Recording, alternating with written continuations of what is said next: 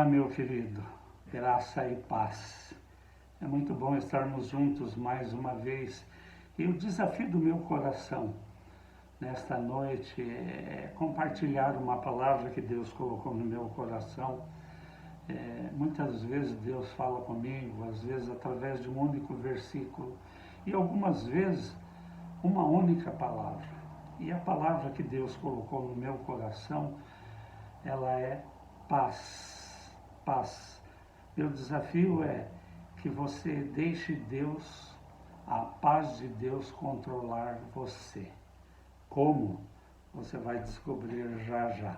Eu quero convidar você a abrir Evangelho de João, no capítulo 1, eu quero ver o capítulo 14, verso 27, depois o capítulo 16, o verso 33. E nós vamos começar a entender o que é essa paz, como essa paz vem, como que ela age. Então, em João, capítulo 14, 27, Jesus ele declara assim: eu lhes deixo a paz. Esta paz, no original, é eireli. E esta paz fala de um estado de tranquilidade, né, da nossa mente por crer, né, na nossa salvação em Cristo. Então, o fato de nós crermos e confiarmos na nossa salvação em Cristo, isto gera paz, né? Esta paz. E Jesus ele segue dizendo assim: a minha própria paz eu dou a vocês. Eu não a dou essa paz como o mundo a dá. Nós sabemos que a paz que o mundo dá é uma paz circunstancial, depende de circunstâncias. Se você estiver bem, com saúde, sem problema no casamento, com os filhos, trabalhando com dinheiro, então você tem paz. Mas a paz que Cristo nos dá, nos concede, ela não é circunstancial. É um estado de tranquilidade que vem da convicção da nossa própria salvação em Cristo. Então Jesus ele diz assim: eu dou essa paz não como o mundo a dá. Portanto, seus corações, esta palavra coração no original, ela significa mente, né? O local, né? A fonte dos nossos pensamentos e emoções. Então, portanto, seus corações, a sua mente, os seus pensamentos não devem ficar nem perturbado e nem com medo. É isto que o Senhor Jesus ele estava dizendo aqui no caso aos seus discípulos, mas é o que ele está dizendo para você hoje. Entenda isto, que esta paz, este estado de tranquilidade que é fruto da nossa certeza de salvação em Cristo, né? Ela é o resultado disto. E por isto, né, nós não devemos aceitar nenhum pensamento, nenhuma emoção ruim. Eu tenho trabalhado essa questão já há algum tempo, de como nós funcionamos. E como que você funciona? Você pensa, você sente, e então você faz escolhas, você age. Então, as nossas ações, as nossas reações, ou elas são frutos, resultado daquilo que nós pensamos, ou daquilo que nós sentimos. E os nossos pensamentos, eles são muitas vezes resultado das circunstâncias que nos cercam.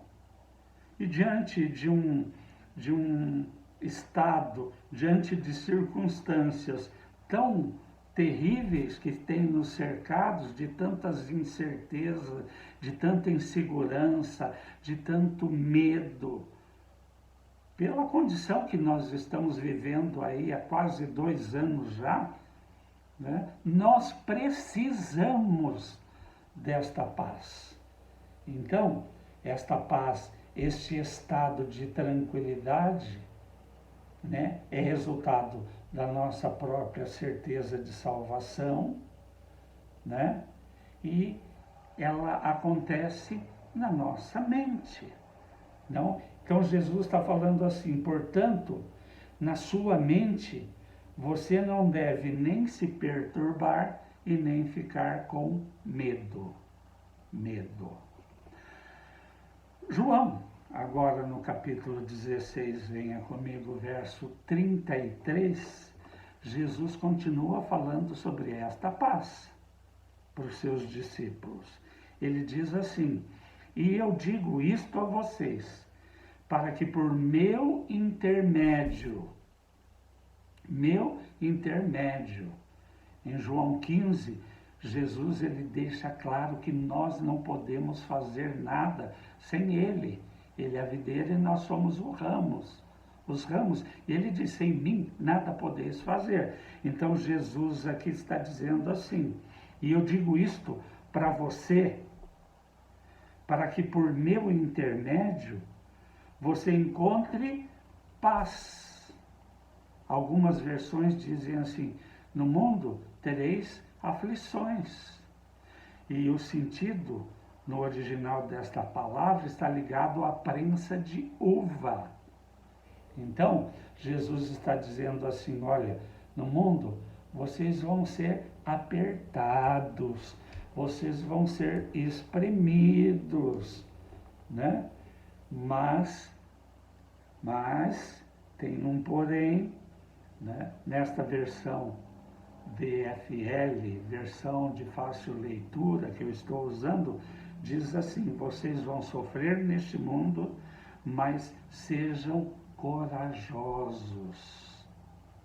Sejam corajosos. E tem bom ânimo. Então, a vontade de Jesus é que, em meio às aflições, em meio às circunstâncias contrárias, que trazem sofrimento, que trazem dor, a vontade de Deus é que nós tenhamos paz, né? E sejamos corajosos. É isto o que Jesus está dizendo. É importante porque nós precisamos entender que fé é uma força que é resultado, né? Que é resultado da convicção, né? Paulo, em Romanos 17, ele diz que a fé vem pelo ouvir e ouvir a palavra de Deus.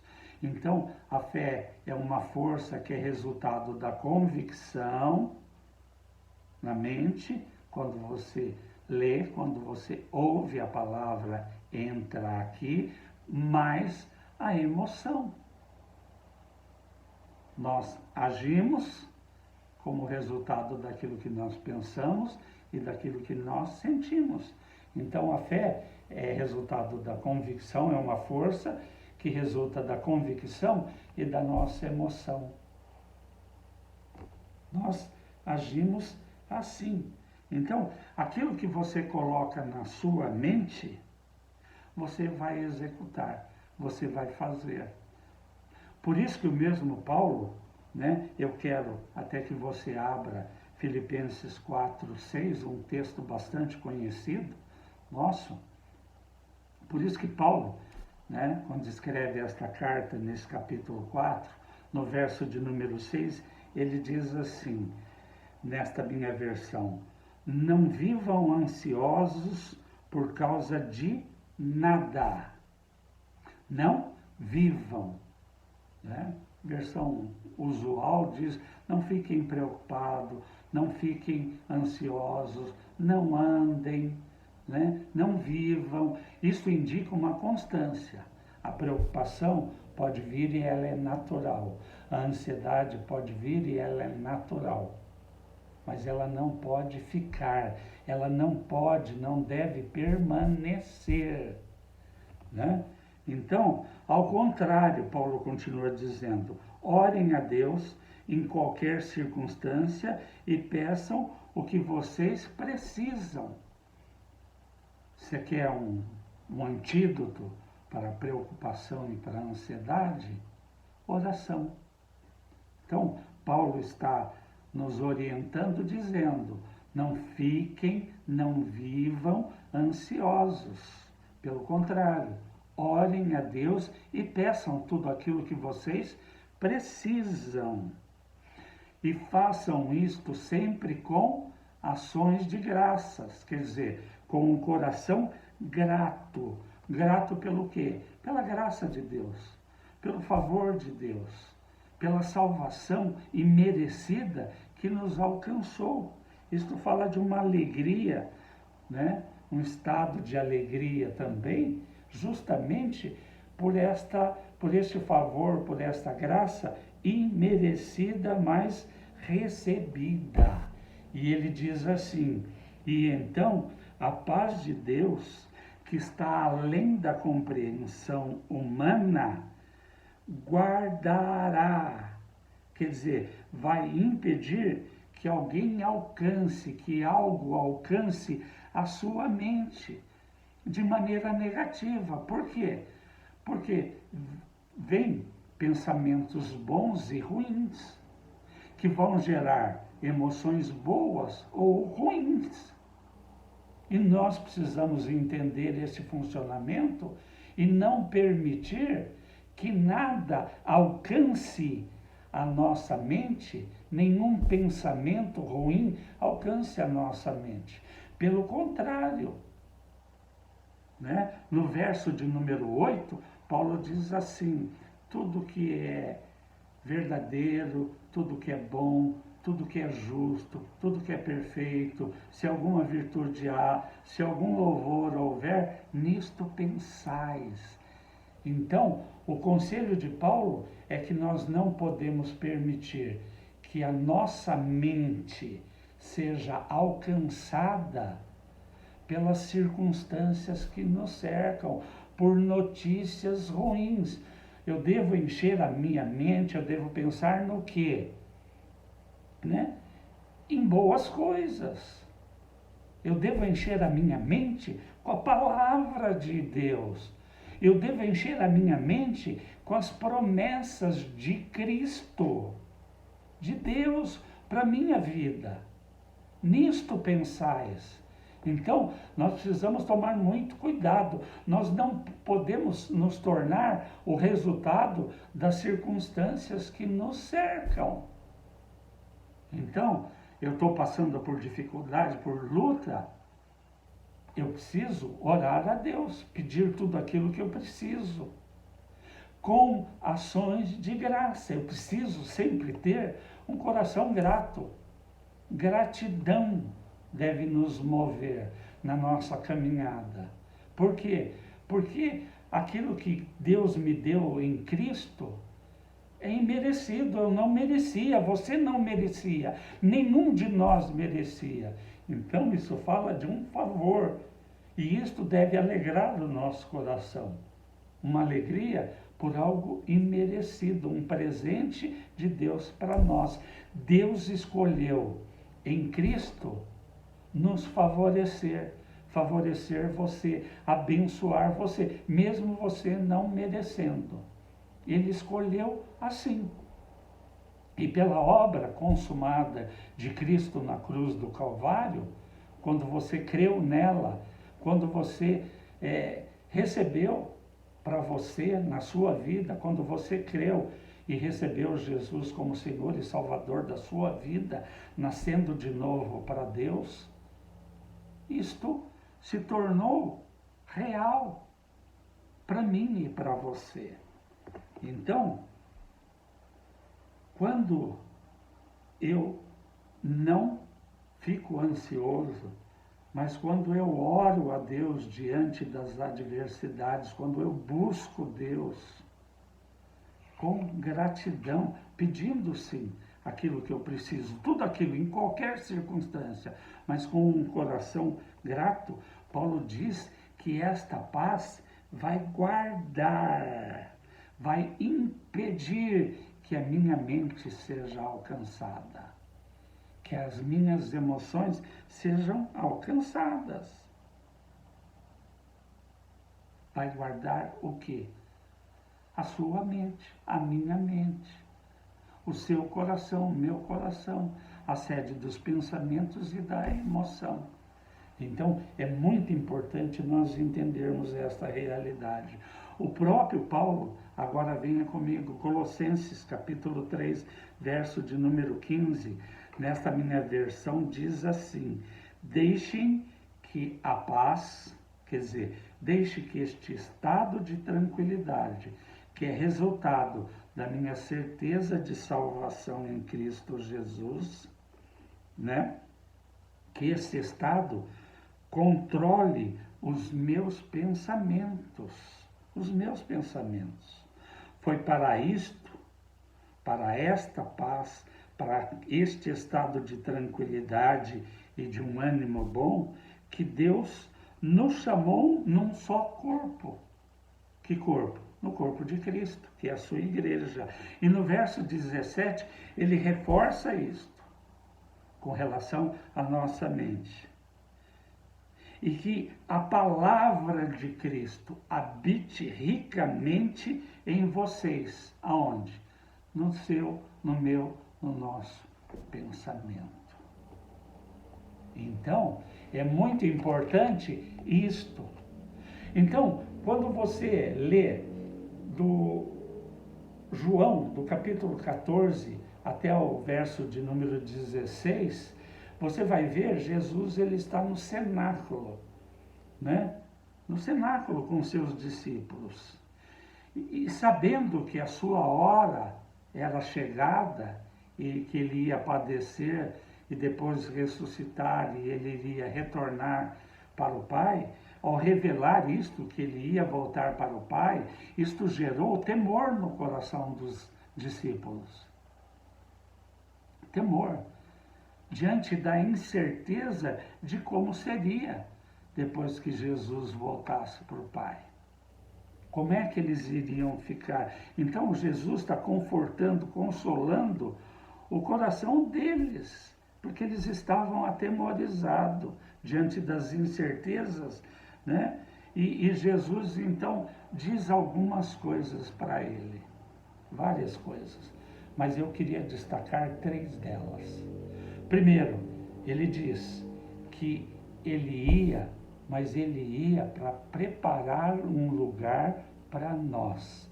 E depois ele iria voltar. Eu vou vos preparar lugar e volto. Jesus está prestes para voltar e buscar a sua igreja, que somos nós. Segunda coisa que eu queria destacar é que Jesus ora e pede um outro consolador, né? Um outro consolador que viesse habitar, residir, permanecer em nós. Nós somos templo de Deus. Paulo fala em 2 Coríntios 6. A habitação de Deus pelo seu Espírito. O Espírito Santo foi nos dado lá no Pentecostes. E ele veio para residir, para permanecer e produzir em nós um estado de mente firme diante das circunstâncias contrárias. Ele vem para nos ajudar, ele vem para estar conosco, ele é o ajudador, o paracleto de Deus, ele veio para isso, entenda isto. Domingo passado, eu usei o texto da segunda carta de Paulo aos Coríntios, no capítulo 4, verso de número 8, e eu mostrava ali 4 pares de opostos, de situações e circunstâncias que nós vamos enfrentar na nossa caminhada cristã, cumprindo o nosso chamado, o nosso comissionamento, e que estes 4 pares de opostos, o primeiro elemento, ele caracteriza uma fragilidade humana. O primeiro elemento de cada par, desses 4 par de opostos. Mas o segundo elemento de cada um destes pares mostra a manifestação do poder de Deus na nossa vida. O Senhor, ele nos conhecia, ele sabia, ele viveu como homem nesta terra. Então, ele Ele conhece muito bem a nossa fragilidade. E diante da nossa fragilidade, da nossa fraqueza humana, ele vem com seu poder e manifesta o seu poder nessa fraqueza. Era o que Paulo declarava. Quando sou fraco, aí é que eu sou forte. Por quê? Porque o poder de Deus, ele vem se manifestar na nossa fraqueza. Então, o que, eu devo fazer? O que eu preciso fazer? Em primeiro lugar, eu preciso entender este presente de Deus. Jesus, ele deseja isto, que eu viva, este estado de tranquilidade que é fruto da minha certeza de salvação e tenha um ânimo bom. No mundo nós vamos passar por lutas, ele falou, mas nós precisamos de um ânimo bom. E este ânimo bom está ligado àquilo que nós pensamos e àquilo que nós sentimos. Então, Hebreus 12, abra comigo, verso de número 14, o escritor diz assim: procurem viver em paz com todos, ou seguir a paz com todos. Esse seguir de Acol fala de correr atrás, para adquirir, para alcançar. Isto fala de uma busca incessante. Então, é uma busca. Seguir uma vida guiada, conduzida por esta paz. Paulo, em Romanos 12, 18, ele explica melhor como é isso, porque quando fala assim, quando Hebreus 12, 14 fala, procure viver em paz com todos, é importante entender isto. O que é esse todos? É todo mundo? Olha o que Paulo diz em Romanos 12, 18. Ele diz assim, se possível. Por que se possível? Porque muitas vezes não depende só de nós. Mas ele diz, se possível, no que depender de você, tenha paz com todos. Tenha paz com todos. Esse todos, paz, é não restringir. Eu vou viver em paz com esse, mas com aquele ali não. Eu vou viver em paz nessa situação, mas nessa não. Não há restrição. Se possível, no que depender de mim e de você, nós devemos viver, ser conduzidos por esta paz e com todos. Não há restrição. Não há restrição. E o mesmo Paulo, em Efésios, capítulo de número 4, verso de número 3, ele fala, esforçai-vos diligentemente. Fala de um esforço, de um empenho e diligente, cuidadoso, zeloso, Esforçai-vos diligentemente, já que vocês estão unidos pela paz, façam tudo para preservar esta união que o Espírito Santo dá a vocês. Então, nós temos responsabilidade nisso, mas nós precisamos entender este presente que nós receberemos do Senhor. É interessante que, lendo João, esses capítulos do 14 ao 16, você vai ver Jesus confortando, consolando os discípulos, diante da sua volta para o Pai, diante das incertezas, diante dos temores que tomaram conta do coração de cada um deles, Mas Jesus, ele nos deu paz. Eu fico imaginando Jesus, diante... Jesus sabia as lutas que eles iam ter, tudo que eles iriam passar. E Jesus, como eu destaquei aqui, ele falou 3 coisas para ele. Olha, eu vou voltar para o Pai, mas eu estou indo para preparar lugar para vocês, mas eu volto. Segundo, ele nos deu um maior presente que a gente poderia receber: o Espírito Santo, o nosso amigo, o nosso ajudador. Ele veio habitar dentro de cada um de nós. E terceira coisa que ele nos deixou, nos deu como presente, foi a paz dele. Essa paz que a gente não consegue entender, ela vai além da lógica humana, mas ela nos toma de tal maneira e nos conduz e nos permite caminhar e avançar diante de qualquer circunstância, por pior que elas sejam. Então, nós precisamos buscar, nós precisamos nos esforçar, nós precisamos viver esta realidade. E o Espírito Santo é o nosso ajudador. É Ele quem vai ajudar você a viver neste estado de tranquilidade, fruto da convicção da nossa salvação, e neste estado de ânimo, de um bom ânimo. Porque ele diz: eu venci o mundo. E este vencedor habita dentro de mim e dentro de você. Então, viva,